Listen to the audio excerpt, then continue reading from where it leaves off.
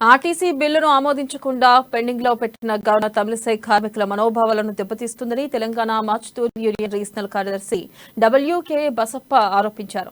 ఆర్టీసీని ప్రభుత్వంలోకి విలీనం చేయాలనే బిల్లు వెంటనే ఆమోదించాలని కోరుతూ టీఎంయూ ఇచ్చిన పిలుపు మేరకు ఉమ్మడి మహబూబ్ నగర్ జిల్లాలోని 10 ఆర్టీసీ బస్ డిపోల ముందు కార్మికులు నల్ల బ్యాడ్జీలు ధరించి ధర్నాలు నిర్వహించారు. ఈ సందర్భంగా ఆర్టీసీని ప్రభుత్వంలో విలీనం కోసం 52 రోజులు సమ్మె చేసి ఎంతో మంది ఆత్మ బలిదానాలు చేసుకుని సాధించుకున్న సమస్యను ఎట్టకేలకు రాష్ట్ర ప్రభుత్వం ఆమోదించిందని ఆర్టీసీ కార్మికులు అన్నారు.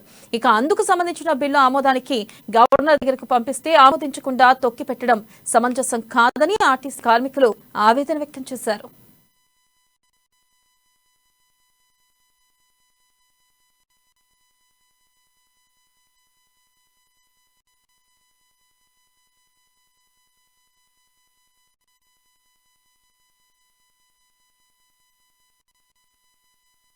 తెలంగాణ ప్రభుత్వం ఏర్పడిన తర్వాత 2014లో సీఎం కేసీఆర్ గారు ఆర్టీసీ కార్మికులని మంచిగా చూసుకుంటామని చెప్పిండు. అయినా ఆ రోజు 44% ఇవ్వడం జరిగింది.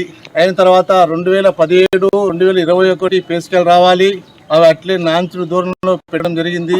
ఏది ఏమైనా మన పోయిన 31లో మన క్యాబినెట్ మీటింగ్ లో ఆర్టీసీని ప్రభుత్వంలో విలీనం చేయాలని కూడా నిర్ణయించిన క్యాబినెట్.